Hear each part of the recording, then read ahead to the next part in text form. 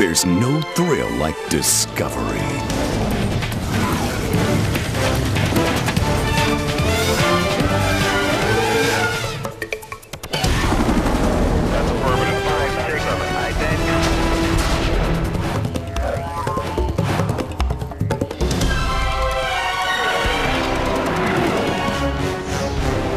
The Discovery Channel. Explore your world.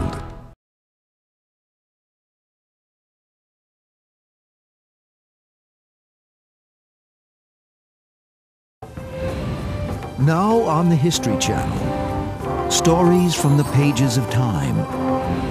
Stories of triumph and tragedy, adventure and achievement, as we go in search of history. Rites and rituals, they have the power to move us, confuse us, shock us. But no matter how bizarre, are they also the key to understanding what it means to be human?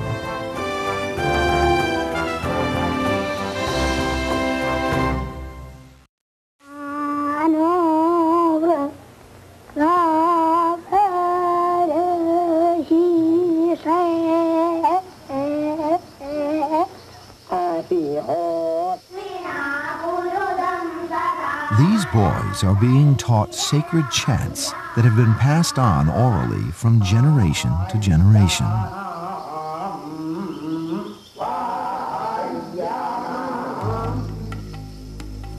In a remote village in southwest India, a place of worship is being erected, only to be destroyed in 12 days. Anthropologists believe we're witnessing one of the oldest continuously performed rituals on Earth, dating back 3,000 years. It is a complex, mystical event that pays homage to the god of fire, Agni. How and why, we may wonder, has it survived this long? Ritual is the cutting edge of the tool we call religion. It is the active aspect of it. Without ritual, there can be no religious expression. It's action that intends a transformation of state.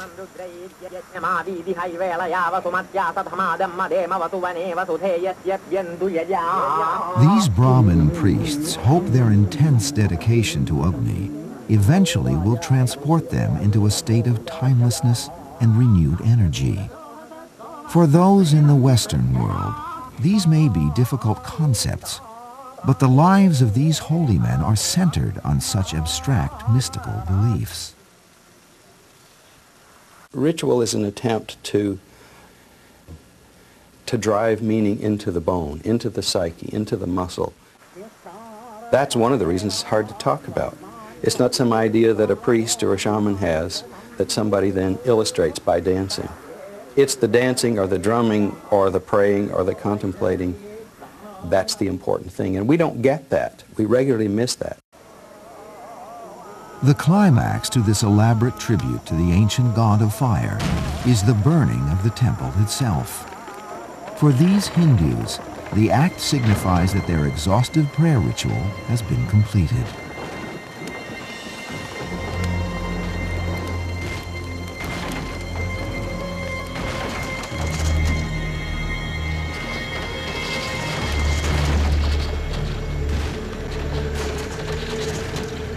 When this film was made, scholars feared that this might be the last time the remarkable ceremony would be performed. The demanding nature of the rite, as well as modern life itself, may have doomed its survival. But what of other ancient rituals in other cultures? Which ones continue to endure, and why? More than 4,000 years ago, the Egyptians practiced a ritual that was adopted by the Jews. It became a cornerstone of their faith. The Bible tells us that Abraham, at God's command, circumcised himself, removed the foreskin of his penis at the age of 99. What spiritual meaning could this painful act possibly hold for his people? God says to Abraham, you're going to be the head of a great nation. And I want you always to remember that it comes from you and your loins, and I want a mark of your commitment at the very place where this great nation will spring from. For Jews then and now, the brief surgery takes place when the boy is 8 days old. It signifies both his forthcoming manhood and fertility. For Muslims, to whom Abraham is also a patriarchal figure, there is no set time frame for circumcision. But in both faiths, the ceremony is considered a time for rejoicing in God's will that they procreate in His name.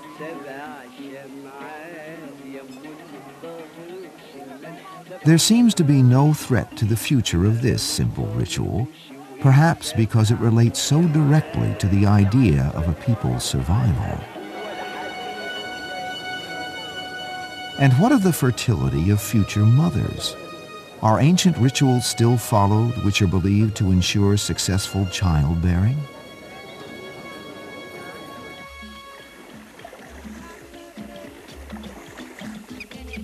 For those who live along the river in the Okrika region of Nigeria, the water is thought of as a mysterious giver of life.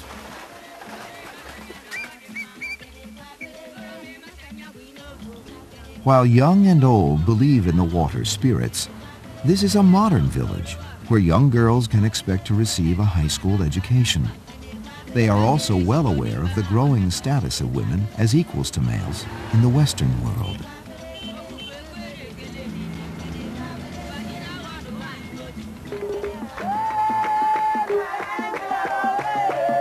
Yet some of them will volunteer to participate in an ancient fertility rite called Iria, a ritual that is both physically difficult and psychologically stressful.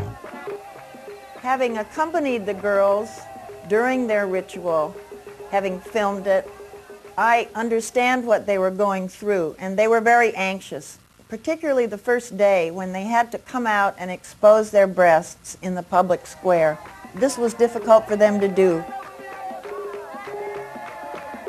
They had the courage to do it because the women of the community, the older women, knew what they were doing and were supportive. They also had courage because they were painted, they were transformed, their bodies were spiritualized. 5 girls between 15 and 17 have asked their parents to sponsor them this year. It will cost hard-earned money, but most parents want their daughters to do it. For to complete Iria means the girl is both a virgin and a fertile woman, capable of bearing many healthy children to a future husband.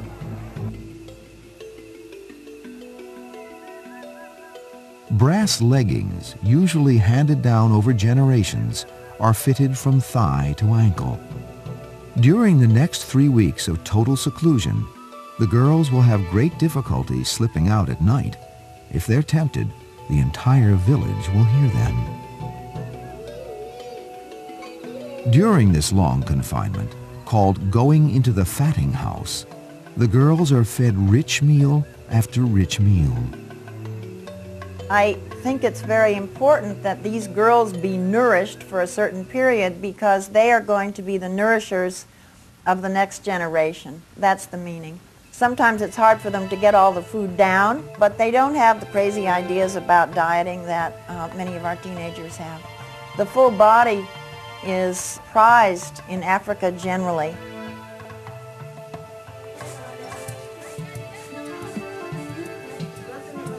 The sensuous Iria ritual dates back long before the arrival of the first missionaries in the 19th century. Just how many centuries, no one knows. As the most dramatic event of the ritual approaches, the girl is bedecked in an ogbudu, 21 layers of woven cloth wrapped around her waist and hips to accentuate her reproductive allure. when they come out of seclusion and when they dance in the square, this time their bodies are beautiful and they have a very different sense of themselves than they did those first shy moments in the public square. So there is a joy here.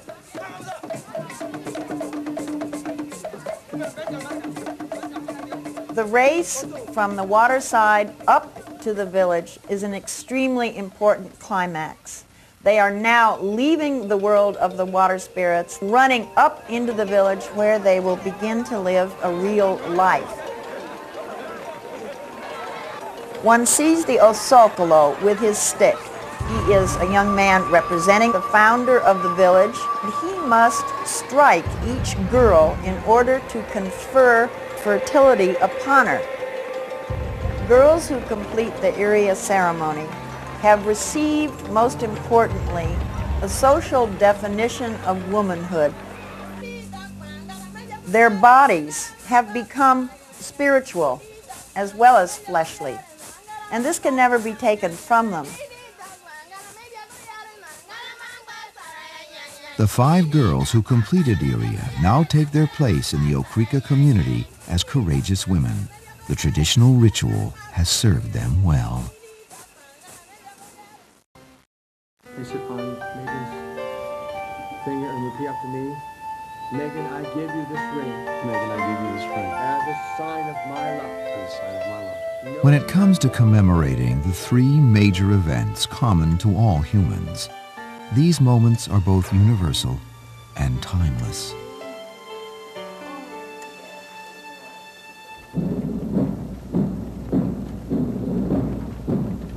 Each culture has developed its individual ritualistic treatment of them, but there is no doubt as to the meaning of the symbolic gestures.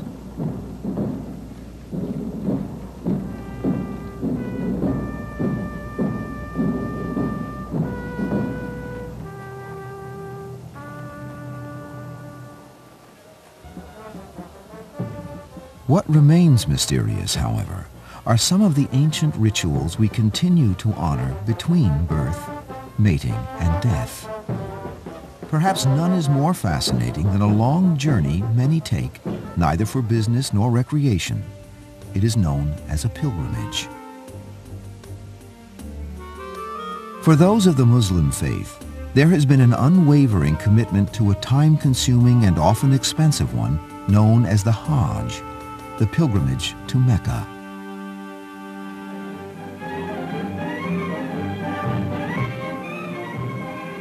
These are the first motion pictures ever made of a pilgrimage to Mecca, the sacred Muslim journey that many of us had heard about, the mystic rite that for 1,000 years has beckoned millions of Mohammedans to the birthplace of their religion. The pilgrims, many aged and some unable to walk, are fulfilling the call of their faith that they make at least one journey to Mecca in their lifetime. In the heart of the mysterious city stands the massive black mosque where Muhammad once preached. It is the most sacred place of worship in the religion he founded in the 7th century, and which now has more than 500 million followers. The inspired city welcomes almost 200,000 pilgrims every year, all coming to dedicate anew their faith, filling the mosque called the Kaaba. They kiss a black stone said to have been given Abraham by the angel Gabriel. The ceremony reaches its climax as the Muslims mill past a white stone pillar, throwing 7 pebbles at the devil in the name of their God, Allah. Due in part to the advent of jet travel, more of the faithful are able to make this long journey. Some 2 million now pay homage each year. Does this pilgrimage change them in some way? What does the Muslim expect to bring back with him or her from it? The pilgrimage itself provides for them an intense spiritual experience. It is extremely intense. It brings about a state of spirituality that they cannot achieve with any other religious activity. Also, traditionally, as one returns from the pilgrimage, the status has already been changed. They acquire prestige, they acquire importance in their family and in their groups or their villages, in their towns. Far from Mecca, another pilgrimage is called for by those of the Hindu faith. For several thousand years, it has been undertaken every 12 years when the stars are thought to be in their most favorable conjunction.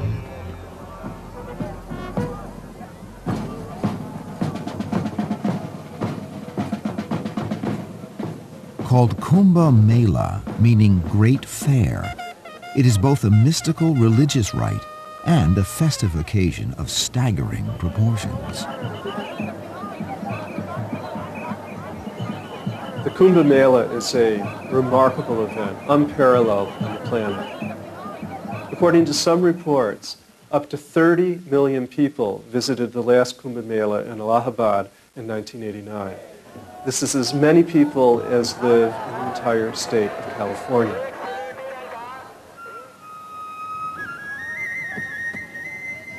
But why this remote stretch of the Holy River for the site of the pilgrimage? What powerful message could reach and attract so many followers?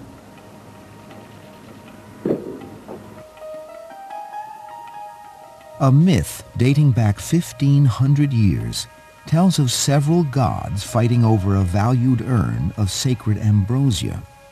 The magical liquid could provide immortality. In the struggle, 4 drops fell to earth, one of them landing on this spot of the Ganges. Ever since then, this has been a holy place.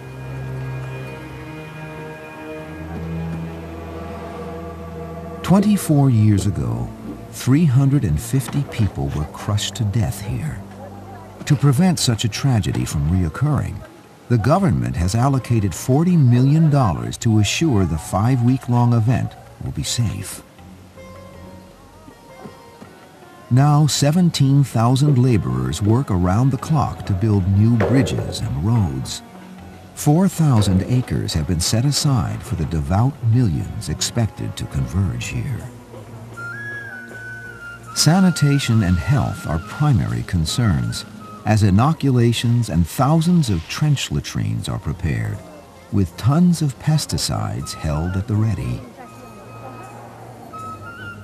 And so, as the February event approaches, millions of Hindus, high priests, families, homeless holy men, the rich and poor, set off on a journey that may take days for some, months for others.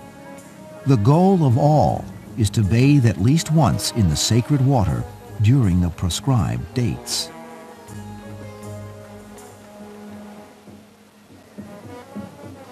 Kumbh Mela attracts these millions for another reason. It is the only religious ritual in which all Hindus are united. The very, very wealthy will make the pilgrimage. The very, very, very poor will also make the pilgrimage. People of castes that would never commingle find themselves together in the same water of the Ganges. Also, all different religious persuasions within Hinduism commingle within the Kumbh Mela context.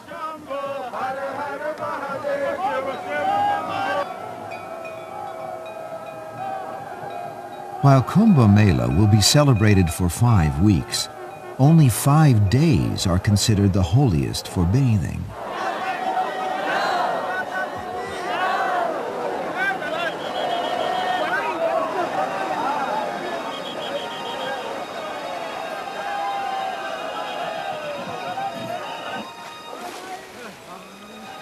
These waters of the Ganges are believed to have the power to purify the faithful of all past sin.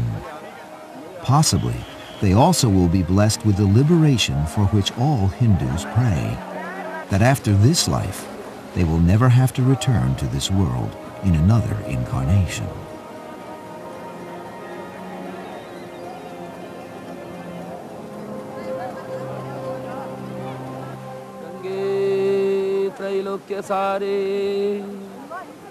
Sakala Suravadhu Jyota Vistirna Thoe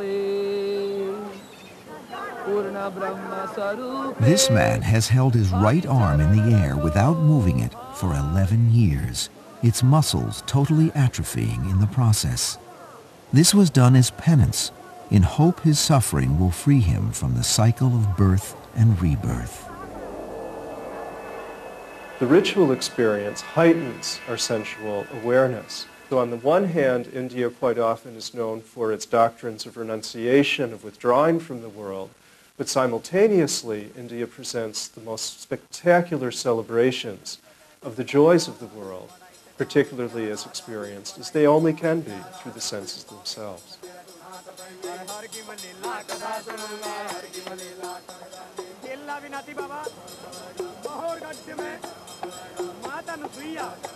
An estimated 600,000 people a day pour into the sacred grounds. 10,000 security guards are required to oversee the densely populated tent city.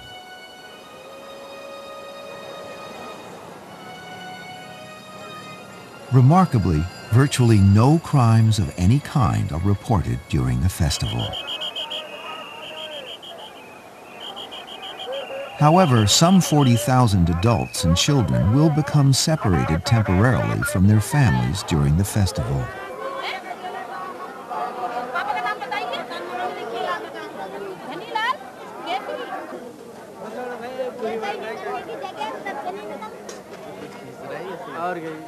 Itinerant monks, who live exclusively on the charity of others, find both respect and comfort at the Kumbh Mela. Affluent worshippers see to it that substantial cash donations and quantities of food are distributed amongst them. भी करना चाहिए। तो जो हमारे समाज के श्रेष्ठ लोग हैं, हमारे महामंडलेश्वरों के भक्त लोग हैं, वो अपने धन को पवित्र करने की भावना से साधु संतों को भोजन कराते हैं, उससे उनका धन पवित्र होता है, महात्मा लोग उनके कल्याण की कामना करते हैं। The lives of billions on the planet are still affected by ancient rites, most of which are peaceful.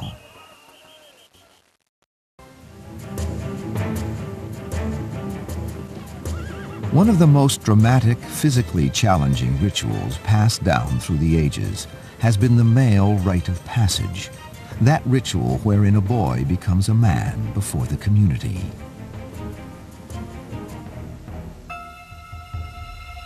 In many Native American tribes, there were many young braves who volunteered for a ceremony that was excruciatingly painful. It entailed being hung from poles by their nipples or the skin on their backs. This ancient ritual, considered primitive and inhumane by U.S. government authorities, was abolished once the tribes had been confined to reservations. Many regard this as an unjustifiable intrusion on another culture's belief system. They also think it reflects on the dearth of meaningful ritual in the lives of Americans and Europeans themselves. I think the West is ritually poverty-stricken. Our ritual resources are very thin. We put very little of our time, money, and energy into them. And there are several historical reasons for that. The various Reformations, the Lutheran, the Swiss Calvinist Reformation, and the Anglican Reformation cut back ritual considerably. That, coupled with the Industrial Revolution, which made us enormously interested in cost effectiveness, made us suspicious of ritual. While many in the West scorn rituals that involve bodily mutilation, numerous cultures still support such practices. In the South Pacific, a traditional rite of passage as grimly violent as the one once practiced in America among Indians has continued unabated for centuries.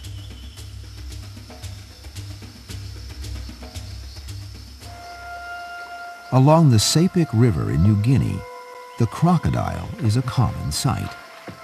For the villagers of Crambit, the creature symbolizes evil, and long ago a ritual was devised to rid them of their fear of it.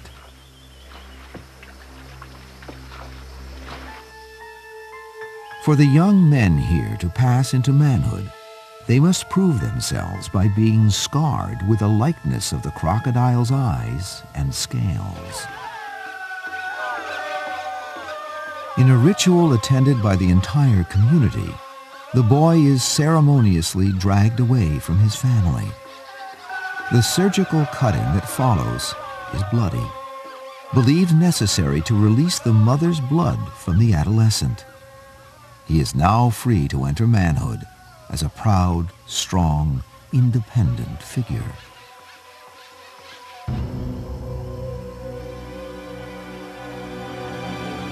How well he endures the pain will reflect his future status among his peers. Cold water temporarily numbs the pain. Plant oil and mud will facilitate the healing.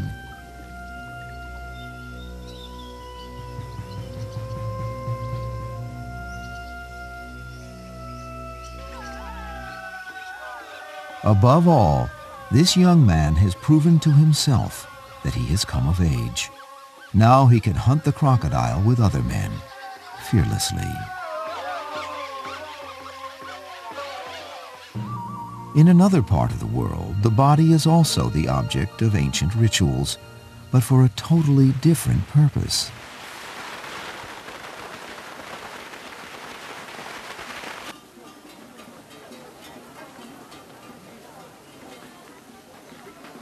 Body piercing is an age-old custom in Southeast Asia. Why is it done? What significance is attached to it, or walking on hot coals, the climax to a 10-day ceremony in Phuket? Do the participants feel pain? Why don't we see blood? Is what the Western eye sees perhaps not what the Eastern practitioner is experiencing?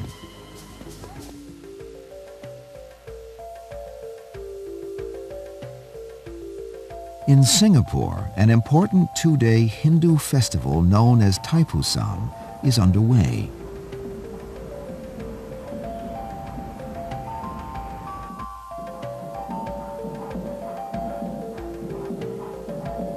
Held in honor of the ancient mythical god Lord Murugan, those who are about to prove their full devotion must complete a physical ritual that indeed challenges logic.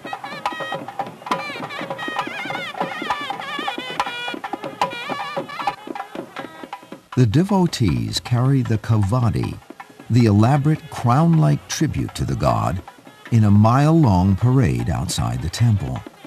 They have prepared for this purification ceremony for months by meditation and abstention from smoking, alcohol, and sex.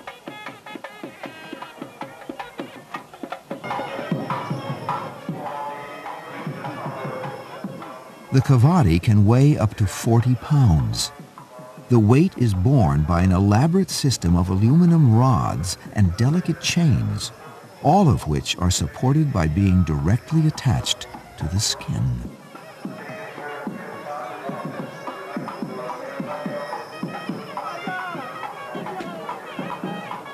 What belief is so strong, it has convinced these people to undertake this daring ritual?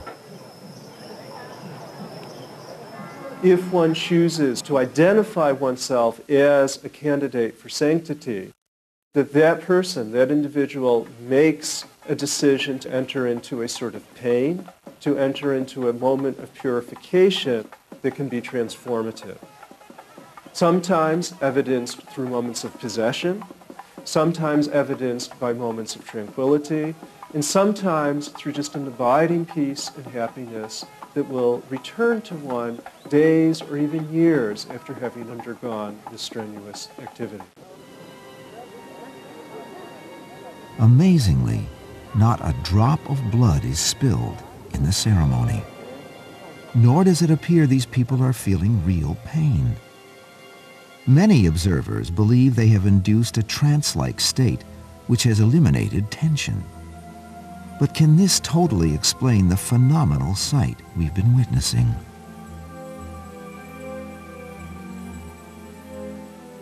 I'm not exactly sure whether it's the depth of their trance, whether it's some other physiological training they've had, biofeedback, whatever. Clearly, I think it's as if the blood vessels are just stopped or just clamped off. I prefer to think about rituals like this rather than being somehow primitive. I prefer to think about them as coming from people who have expanded plausibility structures. They have more ways of thinking about possibilities in the world sometimes than we with our scientific outlooks have.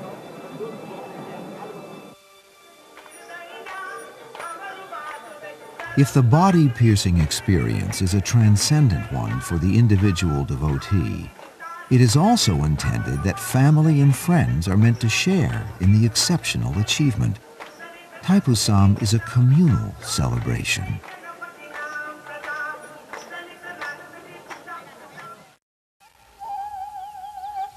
When we return, how some cultures assure the dead they are a living presence.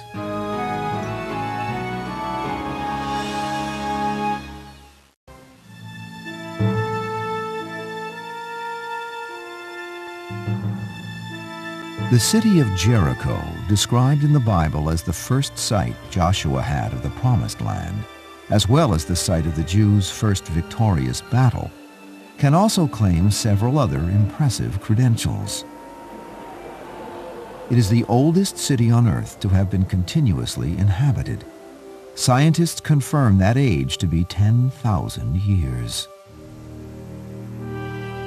Recently, skulls were unearthed there, providing scientists with a startling revelation. By treating the skulls artistically, covering them with clay and inserting shells in the eyes, Neolithic man did not just bury his dead, he venerated them. Before we could read or write, we had rituals to honor our ancestors. One of the reasons ancestor veneration is such an important theme in world ritual is because ritual itself is about making connections. It's about connectedness and interconnectedness. Even though a person is departed, we still, in some manner, you don't have to explain it, maybe it's by memory, but whatever the manner is, we are still connected with those who have come before us.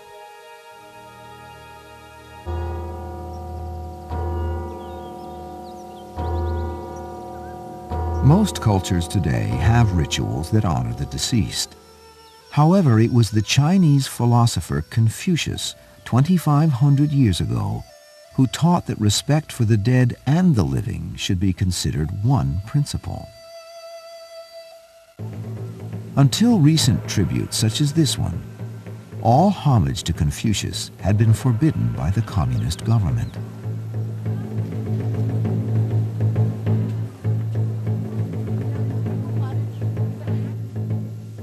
He'd been branded a subversive for advocating loyalty to family over allegiance to the state. There's been a revival of the Confucius' birthday ceremony, initially performed in 1986 by a troupe of actors employed to reenact the ritual because they wanted it to be authentic. They had a very hard time finding people who had witnessed it prior to 1949 and could remember enough of the details, so that there was some reliance on some outside scholars as well to help reconstruct this tradition.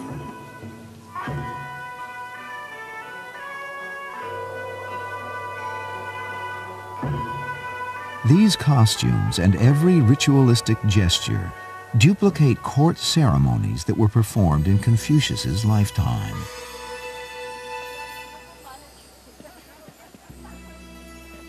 But why did the Chinese communists of this century find his teaching so dangerous?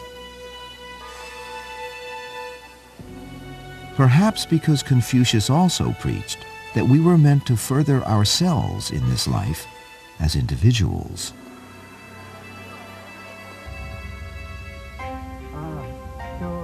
Mr. Ryu Chan-yu is a devout Confucian. Here in South Korea, as well as in other Far Eastern countries, the ancient teachings have been applied to modern businesses, with great success. Confucius also asserted that the family be at the heart of society, with sons serving fathers. In big businesses like this defense contractors, the idea is applied figuratively. The employer is the patriarch, the elder. The employees, his dutiful and well-treated sons. A harmonious workplace is considered the main criterion for a smooth-running major industry. Abiding by Confucian values throughout his life, Mr. Yu believes they are responsible for bringing him to his present station in society.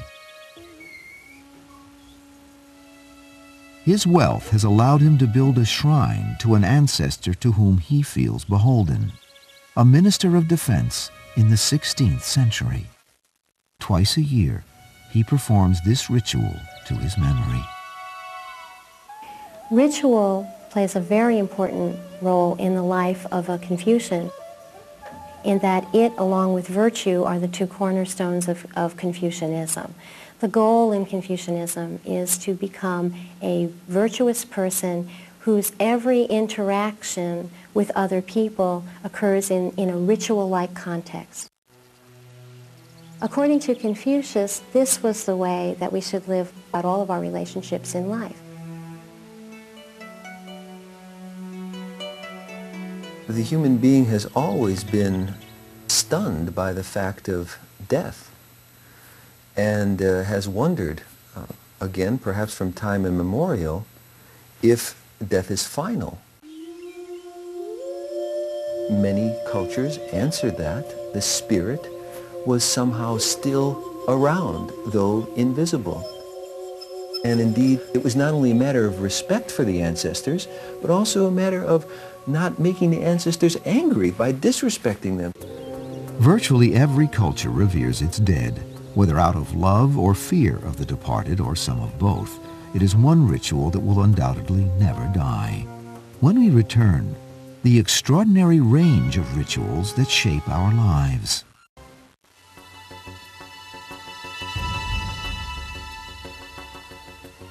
"40,000 years ago, before there was spoken language as we know it, rituals were practiced by Stone Age mystics who made their way into the depths of dangerous caves to draw on walls. Not simply drawings of life as they knew it, but also imaginings of a world beyond.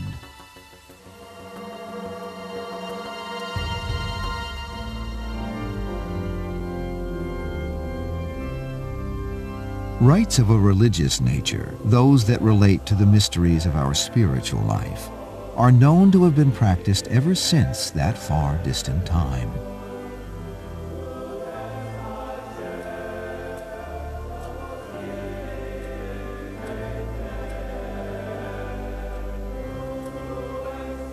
During the ensuing millennia, these rituals have become layered with more and more symbolic textures.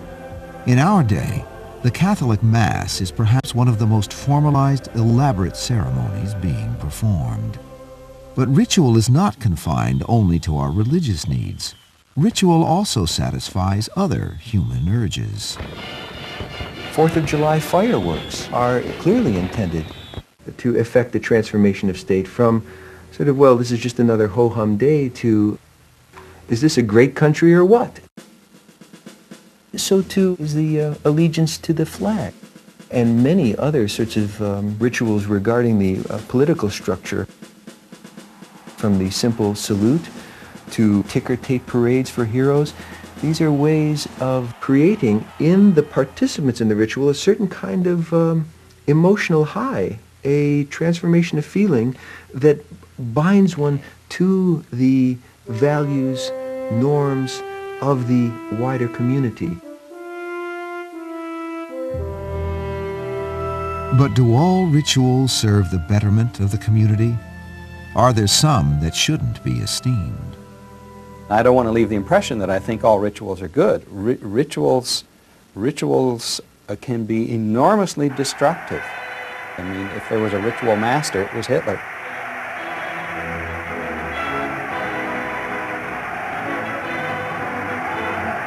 So you can use ritual to abuse, to oppress, to repress emotions.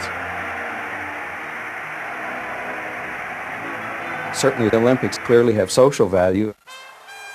The Olympics are one of those few occasions when we, other than war, when we think globally. In the Olympics, the intention was not simply to have competition, but the intention was to create a kind of global or world consciousness. So when I say, I wish we had better, richer rites, I mean that. I don't simply mean I wish we had more. Ritual at its best often has the power to uplift both the individual and the community as a whole. In India, the poverty is of a scale virtually unimaginable. The people have nothing. Yet, even in the poorest of the poor areas, there is a vitality, there is a spirit, there is a resilience to the people, aided by this ritual view, that makes India a far more pleasurable place to be than the deep seeds of poverty that we find in this country.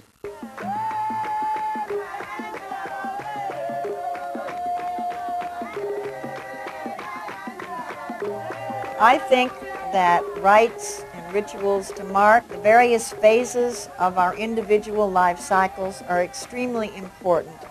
They lend meaning to our lives. They give a sense of flow rather than a chaotic sense of flux.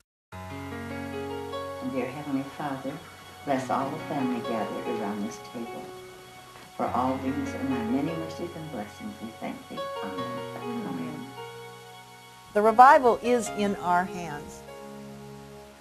We can enrich custom.